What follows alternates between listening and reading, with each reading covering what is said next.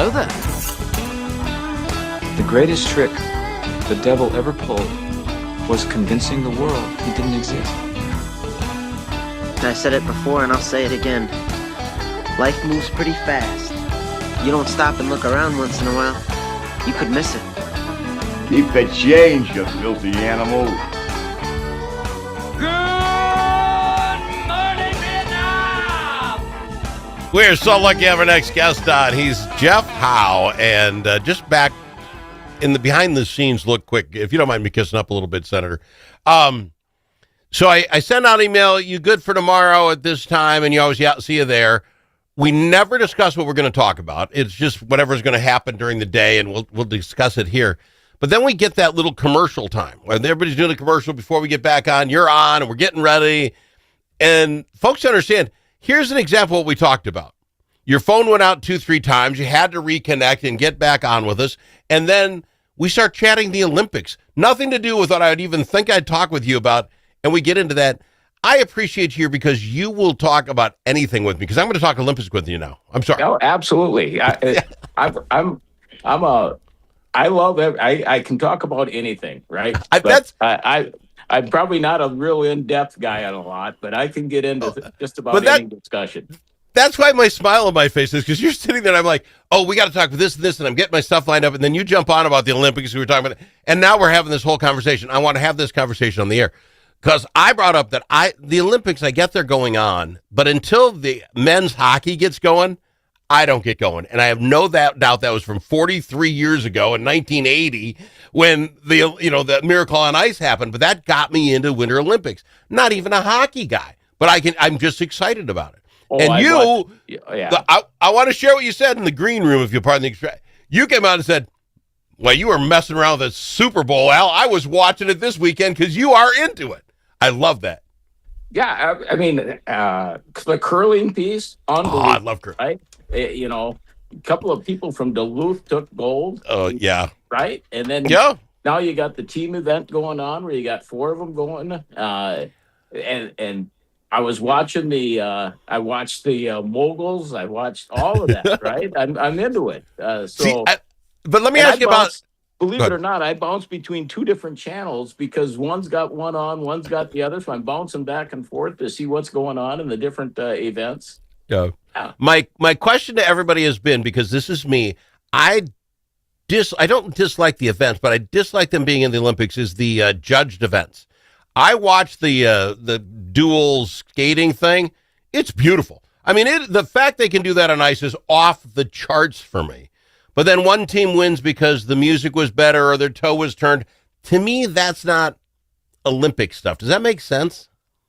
True, but you got the quad god there. I mean, the guy that can do a quadruple loop or whatever it is, and the luck or whatever it is, and nobody else can do it. You got him, and those things. But I tell you the truth, I was watching the paired event, the dance thing last night, and I said I could actually watch and go, oh, that's going to cost them. Sure enough, but you watch it enough, Al, you do pick up on the little things. And I'm sitting there, I can't skate this. I can't even stop. I mean, I got to hit something to stop, right? And I can't go backwards. So, I'm amazed by what they can do on skates. But you watch it enough and you start picking up, they didn't turn right quite. Mine was the downhill slalom. All of a sudden, I knew when they took the corner too far or they chattered on the ice. I'm like, who's me? I have no. But all of a sudden, you do get to be an expert. I'm an expert curler in my head because I get the math and how they got it and the defense. But I'll forget it next year, and then I have to relearn it three years later when they come back around. But you're absolutely right. We all become good. Now I ask you this. Should it be judged? And this is the one, it's figure skating, when the guy did the quadruple thing, you could not tell that, I could not tell that until they slow motioned it, right? I mean, I couldn't tell if you got to 3. The guys on the snowboard that threw the tube that jump up and do a 780 or something like... 1080, yeah. Yeah, you can't count that fast. So I don't know how the judges can score it until they slow motion it and count the turns. That's what I'm saying. The judge events bother me because the difference between a 1040 and a 960 or what, I don't know. I can't even see it in my head. It goes so fast, right? I mean, I oh, and they go down and they tuck and they grab the board and they hang on for so long. Oh, he left go a little early. Who the hell could see that?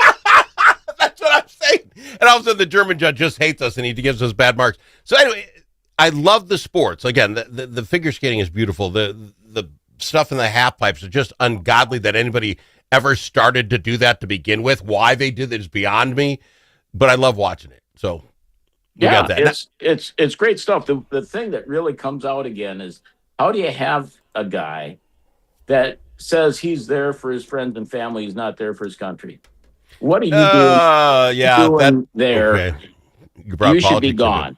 They should have stripped him right there and sent his butt home with his friends and family and on their dime. See, and maybe they have to have a course in what it means to go to Milan to represent America and what that means. Because evidently that kid missed the class on it. I agree with you 100%. We're not spending our money and getting you in the best shape of your life and training you and doing all that so you can go up there and make some political statement about something you probably know very little about. That's not where that should be. And what that drives it to me even further is these people playing for other countries that are supposedly U.S. citizens. To me, dual citizenship should be gone. You I can't don't agree. swear allegiance to two different countries. You swear allegiance to one country. I do not disagree with you, my friend. Let me throw this out at you because one last thing. I'm not talking Olympics with my buddy Jeff. We have so much to talk about. I hate the medal count. They sit here, and now Italy runs them. They're in number one. They have 14 medals, 5 gold, 2 silver, and 7 bronze, getting to 14. They actually have the most bronze of anybody. They're great at coming in third. That shouldn't make the medal count. You know what I'm saying? You're going to the Olympics to be the best of the best. Should you not just count gold medals? You can have the other medals. You got a bronze. Why is that in the medal count? That it seems like it weighs third place just as much as a gold. Well, I wouldn't go that far. I mean, the gold always take a stand example, but you know what? It's pretty important to be number 3 and get a gold bronze medal. That's pretty good. Okay, it really sucks to be number 4. Shouldn't they get a half a point or something? Here's my fix on this because I think gold should be worth 3 points. Silver worth 2 and bronze worth 1, and then add up to see who got the most. So a gold medal is 2 points better than a bronze. Why not? Now let's see who wins. It already is, but you don't have to put that number out there. Everybody can figure that out, right? You don't have to have another. Now it's another competition? I mean, we already know if you're number 1 in the world, you're number 1 in the world, man. I mean, right? Well, I'm going to tell you, they never put the bronze medal guy on a Wheaties box because it's the breakfast of champions. Not third place. I'm True statement. And there you go. I mean, same thing. Nobody ever came in second place in a war and said, "Hey, we did well." Okay, it's win or go home. I got to go to break. I agree. I got to go to break. We actually have things to talk about that Senator Howe is well in tune to, and we're going to talk about that stuff here in Minnesota coming up next on the Al Travis Show. At LGH Wealth Management, our mission is to create financial empowerment through independent, personalized, and authentic financial planning. That means meeting you where you are and helping you get where you want to go. Whether you're a business owner planning for growth, succession, or a future sale, or a hardworking individual looking to get ahead, reduce stress, and tackle life's financial challenges, we're here to help. From retirement planning and investment management to tax-efficient strategies, estate planning, and risk management, LGH Wealth delivers comprehensive guidance you can trust. Call LGH Wealth Management today at 507-525-7324. That's 507-525-7324. Securities offered through J.W. Cole Financial Incorporated, JWC, member FINRA SIPC. Advisory services offered through J.W. Cole Advisors Incorporated, JWCA. Lubeck Geisler Ham Wealth Management Incorporated and JWC JWCA are unaffiliated entities.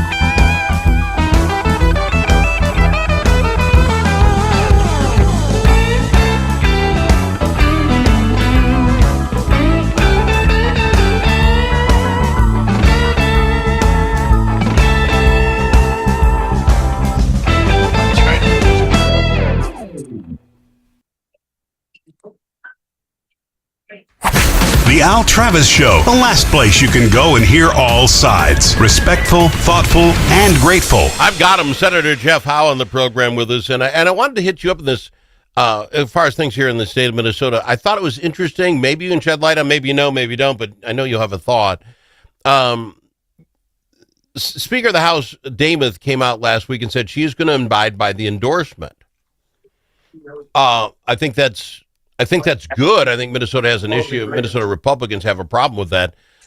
Everybody following along, but it's interesting. It comes after she kind of wins by a landslide with the straw polls. It's like everybody else jump. It forces the others to jump in and play the same game, right? I mean, is that the play there?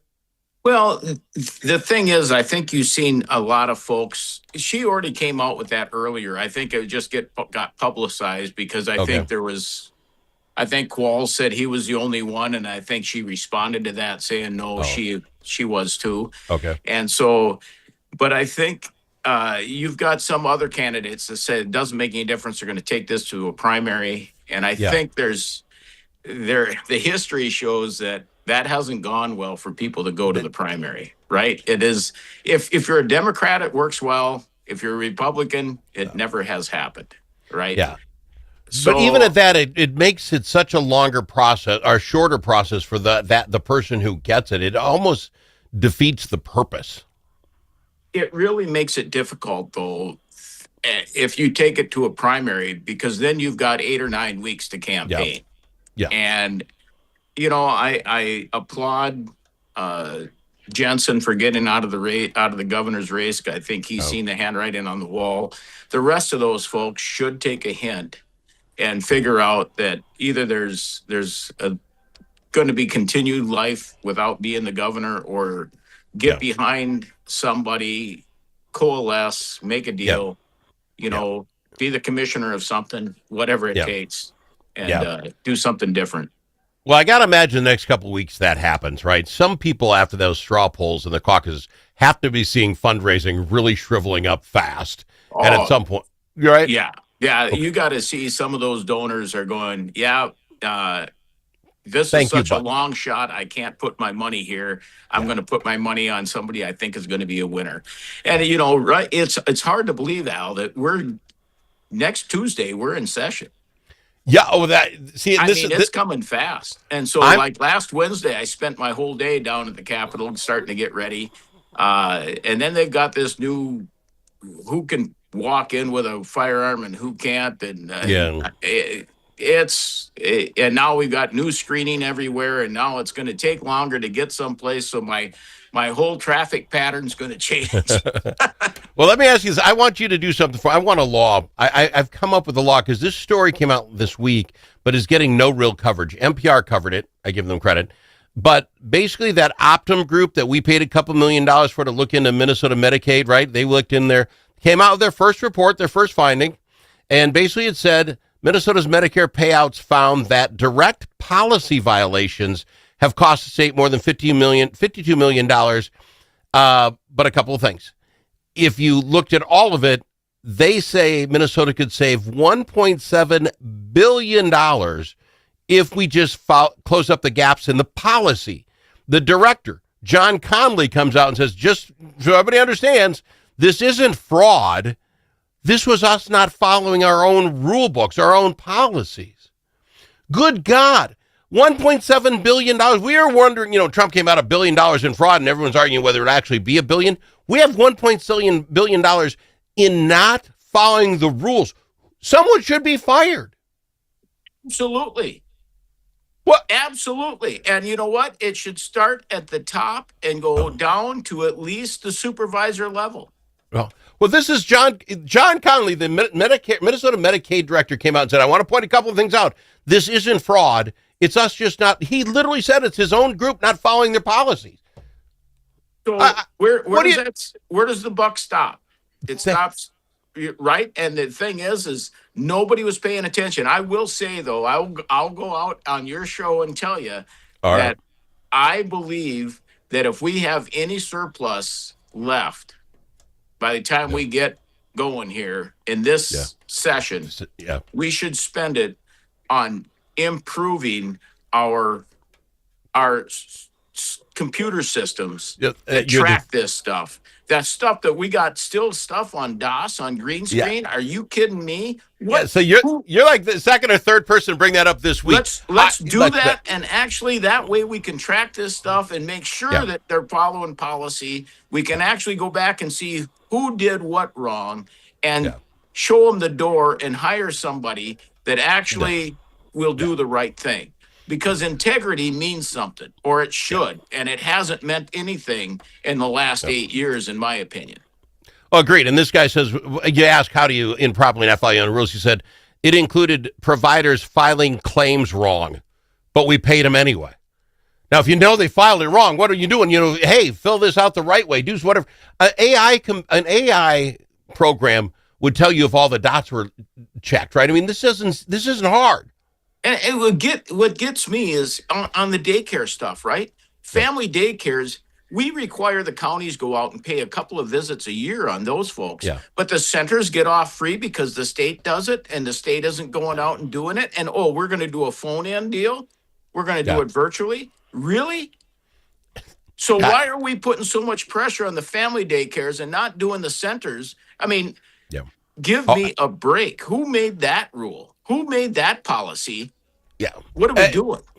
But see, that's kind of the thing that I get, or at least I think the friends of mine that I chat with on a regular, it's so frustrating is that if we did this in our lines of work, just let $1.7 billion out of the company budget go because I didn't follow the company, you'd be fired so fast your head would spin. And who would be in business today, right? But yeah, and absolutely. the only reason we're in business is because we keep taking the taxpayers' dollars. Yeah. We keep taking it out of your and my pockets. Yeah. Right? So here's what I want. So besides the law, if somebody gets fired, if you're not following the rules, at some point you got to be let go. They even do that in the flipping army, for heaven's sakes. You let them go. The other one is I want the $1.7 billion we're letting fly out the door with this guy, and I want the $8 or $9 billion we're just fraudulent. Take that off the budget. What was it? $72 billion. Take that 10 off. The next budget should be $62 billion at the top. And no one's going to get anything cut. Well, fraud and waste. Management and budget told us when they were asked by Tom Hauser where it was carried in the budget. Yeah. It's carried in spending. See, but I don't think most folks understand that. Al, that's spending that shouldn't occur. Yeah. So that's what I'm saying. Shouldn't happen. So the Republicans stand up and say this budget will not be more than $62 billion, and the Dems are going to say, "Oh, you're cutting. We're cutting fraud, and we're cutting our own waste. That's what we're doing. $62 billion. Let's have it." I think you guys got a leg to stand on. I'm saying we should be at 56, but whatever. What's a couple billion here or there, right? Amongst friends, it's nothing. I love having you on the show, sir, and it's just kissing up to the guests. But you come on. You don't know. We're going to talk Olympics for a while, figure skating, and then we'll talk fraud. I mean, you'll do anything with me, and I appreciate it. Well, I've got a lot of interest. Just ask my wife. I'm all over the place. I'm doing everything.